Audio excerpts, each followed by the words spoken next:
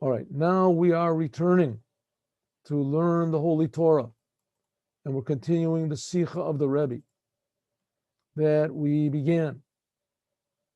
And if you remember, we learned this really strange story that shows that Yitzchak, after the Akedah, went up for 2 years into heaven with his body, his soul and his body.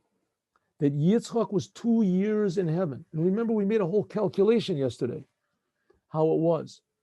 But the end of the calculation is that Yitzchak, when he gave birth to Yaakov and Esav, he was really, it says in the Torah, he was 60 years old, but really it was 62 years after he was born. But 2 years he wasn't in the world. He was in heaven. And that explains why Abraham, it says that he died 5 years early so he wouldn't see Esav go to be evil. And if you make the calculations, it comes out that when Abraham was 175, which that was his age, that Esav was 15. He'd been doing sins for 2 years already. So what does it mean that Abraham died 5 years early so he wouldn't see him do the sins? He's already been doing sins. So it said, no, really the fact of the matter is Yitzchak gave birth to Yaakov and Esav 2 years after what it says in the Torah. Because those 2 years, it wasn't counted in his life because he was in heaven. All right. Nevertheless, the fact of the matter is he's in the heaven for 2 years. What in the world has this got to do with us? What do we care? So it says, this comes to teach us a very, very deep thing. The idea, I don't remember where we got up to last time here in this Sikha.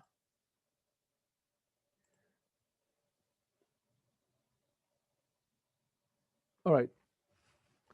So it says this whole idea of Yitzchak being in heaven was by Yitzchak also when he was here in the physical world. Because we find that Yitzchak, when Yitzchak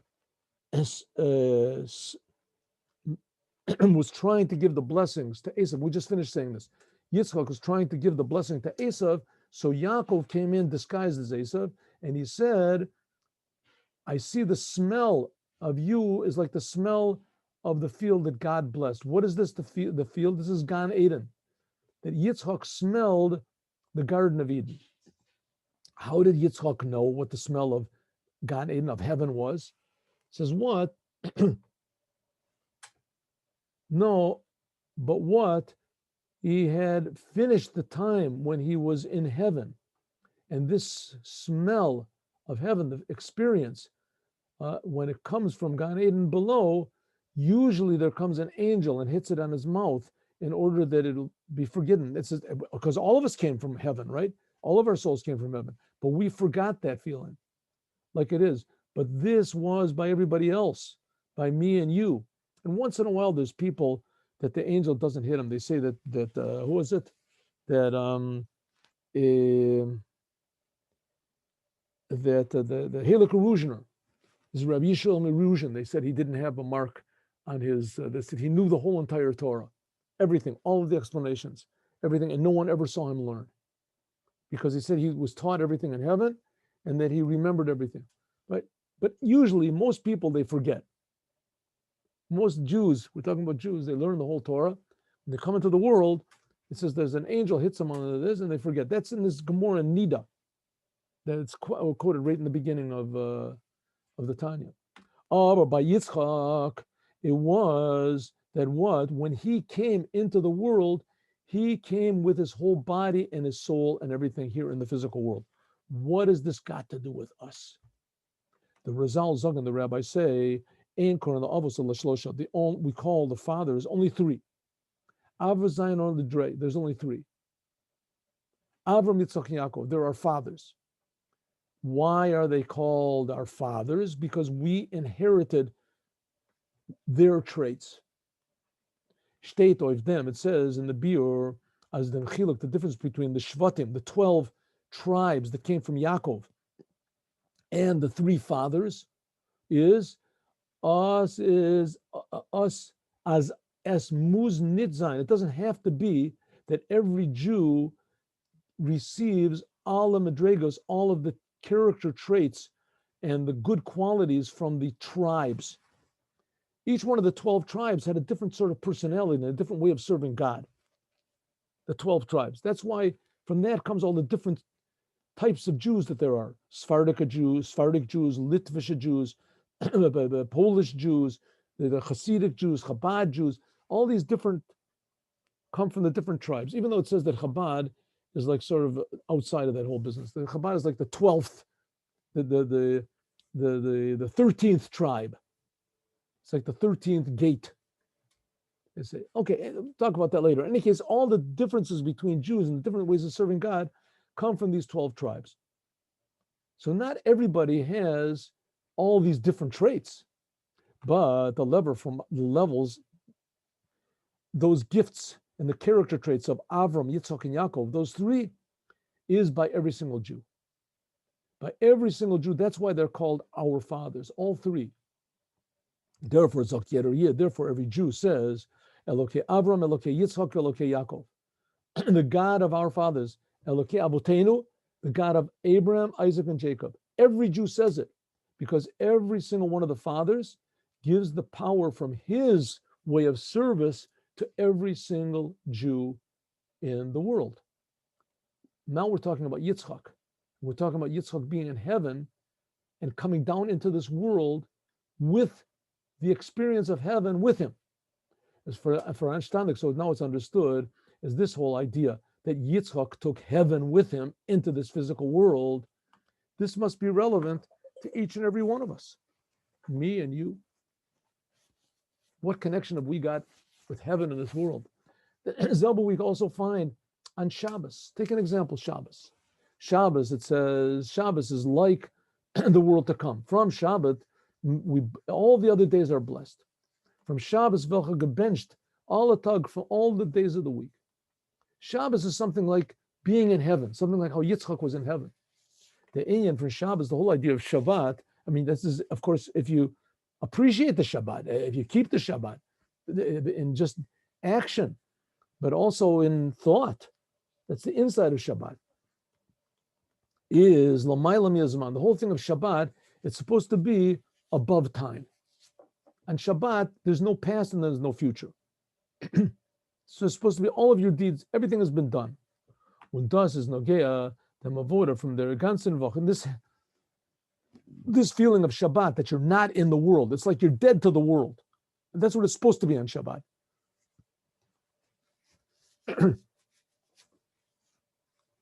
This has an effect on everything that you do in the rest of the week. Because you feel the rest of the week that the world is just a creation. It's an amazing miracle. Therefore, therefore, every day you have to remember Shabbos. Today is Yom Rishon b'Shabbos. When we say that, it's called the Shir Shel Yom in their prayers.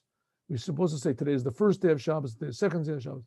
In Judaism, we say that there's no names for the days of the week. There's Sunday and Monday and Domingo and Sabato. There's no names. Shabbos has a name. That's the only one. By the Jews, we have Yom Rishon, Yom Sheni, Yom Shlishi, Yom Shishi. What do you mean Yom Rishon? Yom Rishon from Shabbos. All the days are counted from Shabbat. That's the way it is in Judaism. There's no names for the days of the week except in their relationship to Shabbat.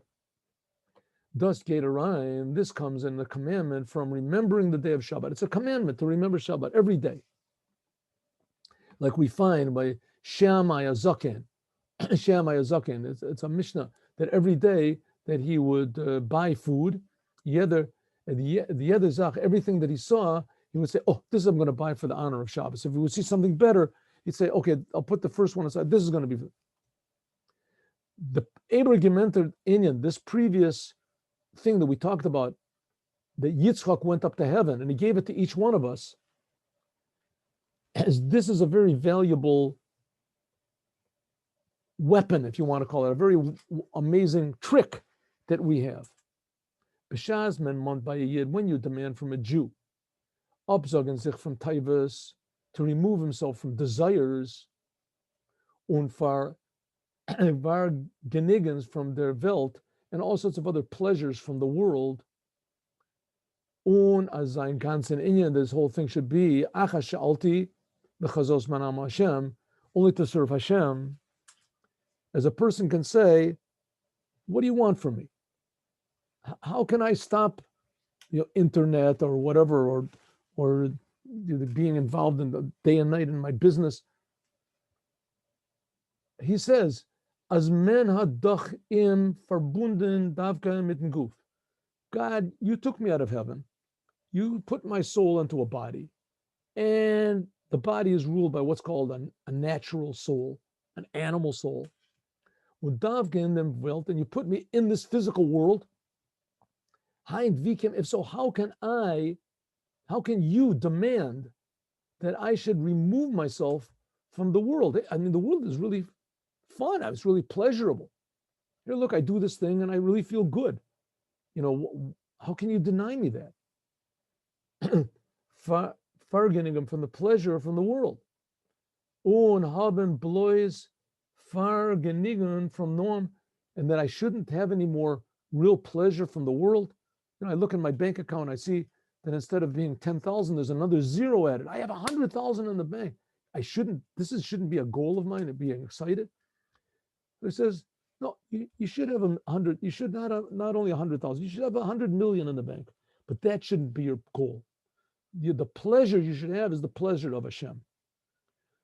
How can you request me to have a thing like that? This maybe when I leave the world, I'll go to heaven, etc. Then I can feel the pleasure of the world. Then okay. But now I'm in the world. What do you expect from me? It says, God, I expect you that you should really have, your goal should be serving Hashem, and that should be your real pleasure. How? The answer is, as mena then gegeben, the koach, you have the power from the God of Yitzchak. The God of Yitzchak is looking and deepening your mind in the fact that in the future, and also right now in heaven, bizvanen, until as by him can even now be reach, you can have the feeling of heaven right now. We inherited it. It's yours. As Allah tanugim, that all the pleasure from the world, even the true pleasures of this world, that really make you feel good. Everybody's clapping for you, and you're popular, and you have money in the bank, and all these wonderful things. You should know this is only the psolos. This is only like the excrement from the pleasures in heaven. It says that all the pleasures of this world are the excrement from the angels that are in heaven. If so, hind vi vet er avec klegen the ikar. How can you leave the main thing, the pleasure, from the excrement, from the extra things? Right? Just take a simple example, a very simple example. I think, let's take being healthy and eating, with no end. There's some people who really, really love to eat. There's some people who really love to eat, and they really appreciate eating. They know what type of wine is this, and they know what type of meat, and they really enjoy meat. And let's say it's even kosher, but it's not healthy for the person, but he doesn't care. He eats and he enjoys it. He really enjoys it. He really loves it, right? But it's bad for him. So in the end, he had all these pleasures that he really ate this food, and it wasn't really so good, and he ate candies and muffins and whatever he ate, and he lost his health. And then there's another person that he's healthy. He didn't eat, he forgoed, he relinquished all these simple pleasures, temporary pleasures, but when he's got health. Let's take another person, he goes to parties all the time, has all sorts of pleasure. And another guy, he gets married, he has a nice family, he devotes himself to his family. He has a good time also. This person, when he sees his children growing up, he says, that's a pleasure that you can't, he had to forego a lot of other pleasures that he could have had. But look, there's no pleasure. He sees his children growing up, they get married. It's a totally different type of a pleasure. It's a spiritual pleasure. And here we're not even talking about serving God. We're just talking about regular, true values in life. The Rebbe is talking about true serving Hashem. It's the ultimate value. When a person really feels, this is Judaism. Judaism is eternal because we're serving an eternal God. And this eternal God, that's like heaven. And we can bring it into the world. We can feel it right now in everything that we do. Right? Think, well, I can serve Hashem with this piece of cake. I can serve Hashem by not eating too much cake.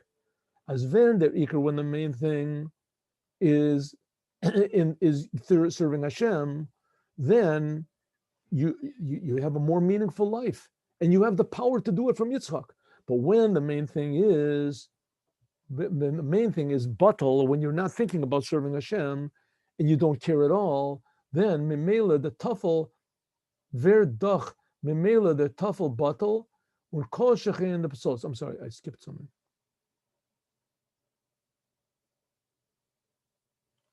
Right.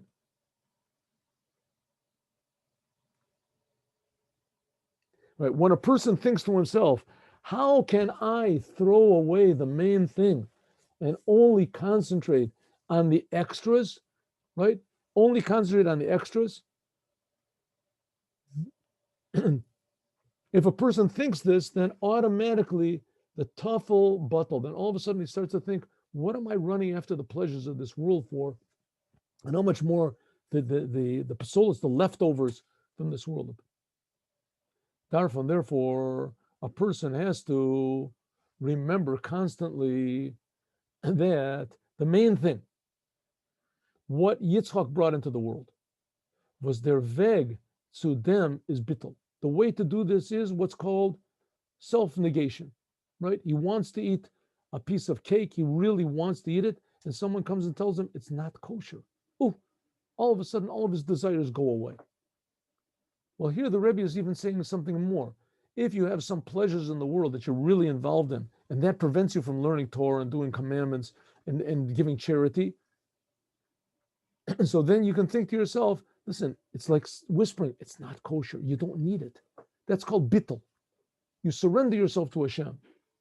Was their veg is then bittul. Then you get a bigger pleasure. I'm doing what's really the main thing, what's really valuable. I'm doing what the Creator wants, and I'm not connected so much to the creation. Was Eravod, was in service. This means Kabbalat all, accepting the yoke of Hashem.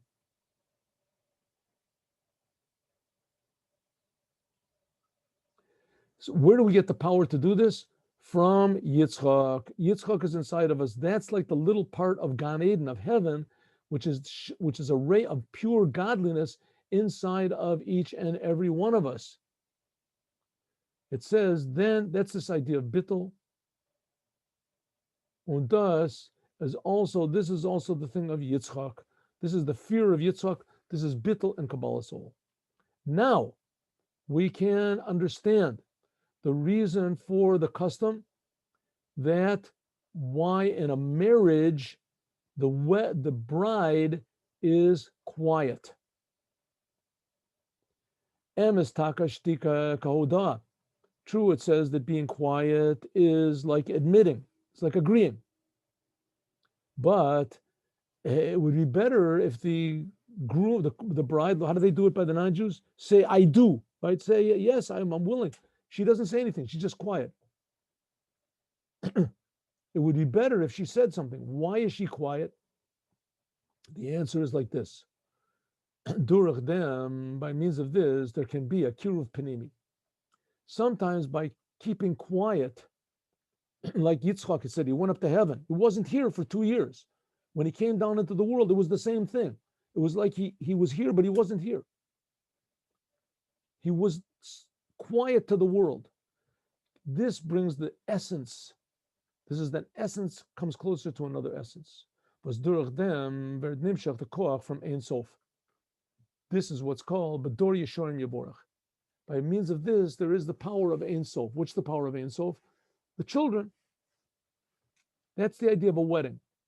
Dav Gadurach a fullständiger Bittel. Only by means that the bride, in this case, Jewish people are the bride, being totally negated to Hashem, like Yitzchak was in heaven, totally negated to Hashem. By means of this bittul, then there can be a unity, an inner unity. That's the whole idea of a wedding. A wedding is an inner unity. Durch them, from means of this, comes to the highest level of Eshes Chayil Ateres Bala, can come to the level of Eshet Chayil Ateret Bala. So this we learn from Yitzchak, that Yitzchak was, and the Rebbe is going to go on and say, this is the whole connection between Yitzchak and getting married. And I'm just going to tell you in short what the Rebbe wants to say over here. The Rebbe wants to say that Yitzchak, before he got married, right? It says it was 3 years after the Akedah, and Yitzchak's soul went up to heaven, right, for 2 years. After he came back down into the world, then he got married. The Rebbe is going to say this is going to be the next Sikha. Tomorrow we'll go to the Sikha after this. Why Yitzchak had to trick Esav in order to get these blessings. What's this idea of tricking? But now we're talking about something else. Yitzchak, before he got married, he spent 2 years in heaven. This is very, very important because a man and his wife, it says that if God is joining them, then it's an eternal join. What does it mean, God joining them? That everything that they do, every situation in life that they have, every choice that they make, is they're always thinking, what does Hashem want in this situation? What does it say in the Shulchan Aruch? And Hashem is between them. A person wants to get angry. What does Hashem want me to do? A person wants to have lust. Do something. What would Hashem want me to do? In other words, God is always between them and joining. But you have to have a good idea of what God is and how real God is and how good God is. And therefore, you have to have a preparation before the wedding. And that is going to heaven. Sinking yourself in Torah and prayer and becoming aware of the goodness of Hashem and the power of Hashem, wisdom of Hashem, and that Hashem is creating us and Hashem wants us to succeed and Hashem will provide for us, trusting Hashem. He says that's the Rebbe, that's one of the reasons why the previous Rebbe wanted that the pupils, before they got married, that they should have smicha. They should learn the Torah, because that's the idea of halacha, is something it's godly, but it's set in the world. It's something that's already set in the world, that a person becomes set and positive and sure that this is the way he wants his household to be and the way he wants his life to be. Then that's like taking Yitzchak being in heaven for 2 years and bringing it down into the world to bring these offspring, toldos, to bring Yaakov and the Jewish people. And eventually, in the end, Esav is going to do tshuva also. Esav is all the non-Jews. So they're all going to do tshuva. So that is the purpose and the lesson and the power that we get from the fact that Yitzchak was in heaven with his body for 2 years. And when he came back down into the world, he brought that whole holiness down into this physical world. Oh, let's do Yom Yom. We said we're going to do Yom Yom every day. Let's do a Yom Yom. We have 2 more minutes until 9:30. Here we go. Today is the second day of Kislev, right? Second day of Kislev. The Adoni Avi Zikni Mori Varabi explained what this must be, the Rebbe Marash, I think. He explained what it says in the Gemara, that Rabbi Eliezer Yahiv Pruta La'ani V'Hadar Matzli. He gave a coin to a poor person before he prayed. And that he would not pray until he gave charity. Because prayer has to be with enthusiasm, life. And by means that you give charity to a poor person before you pray, this gives him life. And this then adds to you also, just like you added life to the poor person, this God adds to you life when your prayer, enthusiasm. And when the Rebbe said this, he lifted his hand up to show how high it was. The remez riboy b'hafla, incredible amount of life is given when you give charity before.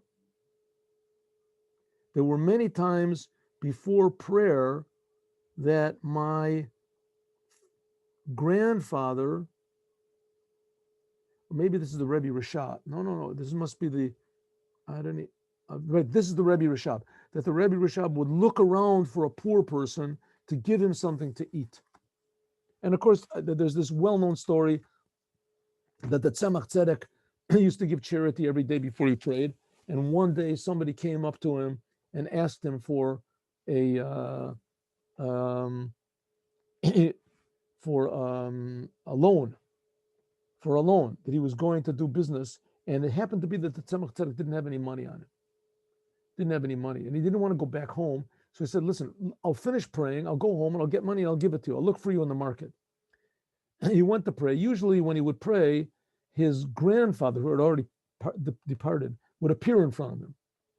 And he could ask him questions, and it didn't appear in front of him.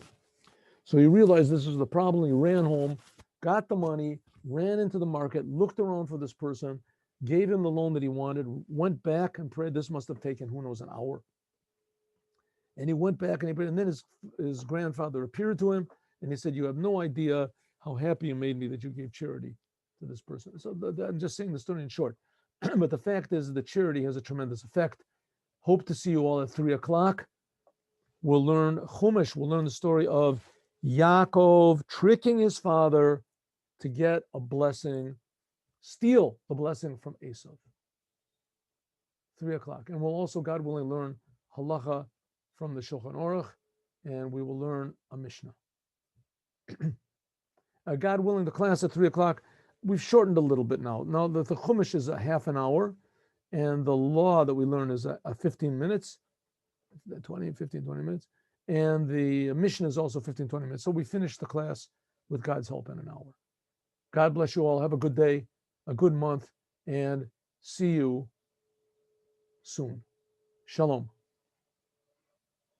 3:00.